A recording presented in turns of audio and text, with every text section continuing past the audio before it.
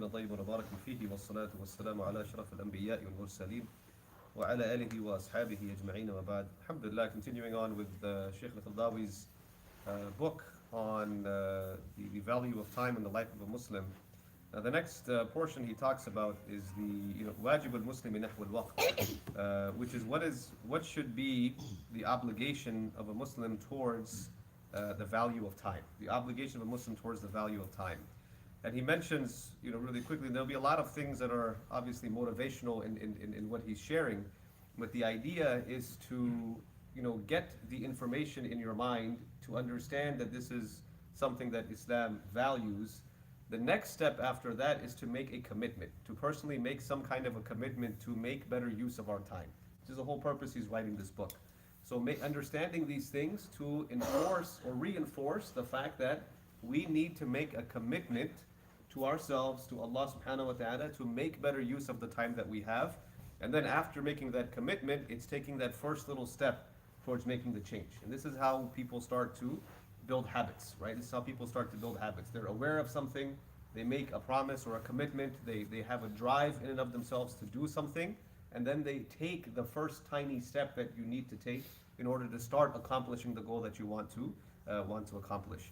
So one of the things he mentions is that a person should be eager, that commitment that needs to be there. There needs to be a sense of eagerness towards benefiting from the time that you are blessed with.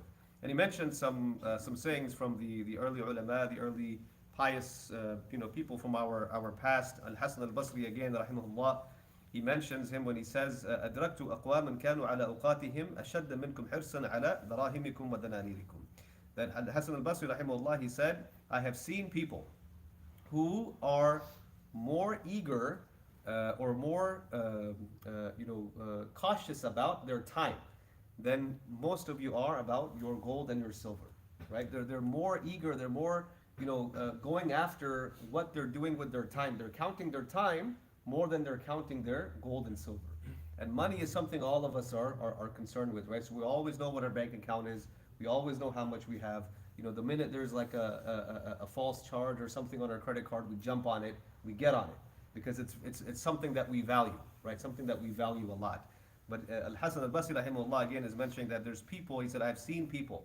Al-Hasan al-Basri, rahimahullah, by the way, is a person who was a tabi'in. So he is from the generation after who were students of the companions of the Prophet sallallahu alaihi wasallam. He, I think, was what was it? He prayed Jum'ah behind Uthman radiallahu anhu, and he was 14 years old when Uthman radiallahu anhu was murdered. So when he's talking about I have seen people, he's talking about the Sahaba, he's talking about the students, the best of generations that the Prophet sallallahu alaihi wasallam himself.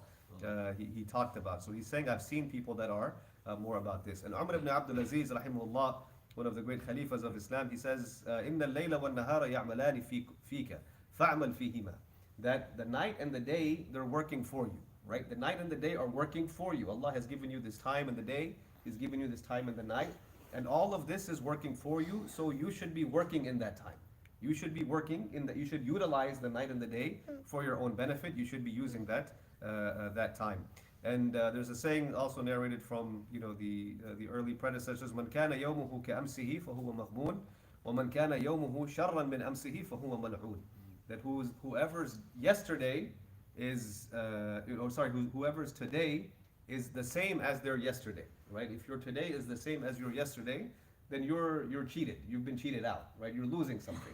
And whoever's today is worse than their yesterday, then that person is mal'un. That person is cursed. Meaning you're devolving, right? You're getting worse and worse and worse over time. So the today should always be better than yesterday. The today should always be better than yesterday. And we'll close with the quote from Ibn Mas'ud radiallahu anhu, one of the companions of the Prophet sallallahu alaihi wasallam.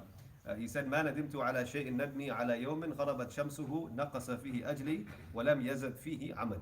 He said, I have never felt more regret than over a day in which the day passes and so my time is lessened, right? My ajal, my time in this dunya has decreased, but my deeds have not increased. He says that's what I find most regretful. That a whole day goes by, I've lost a day from my life, but I didn't do something that added on to my scale of deeds.